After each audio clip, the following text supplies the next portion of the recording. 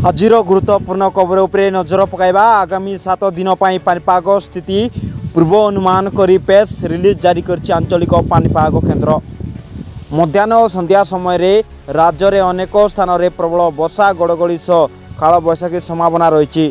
तेणु विभिन्न जिला को ऑरेंज और येलो वार्निंग करी एही समय रे सतर्कता करने को परामर्श देइचंती पानीपाग केन्द्र।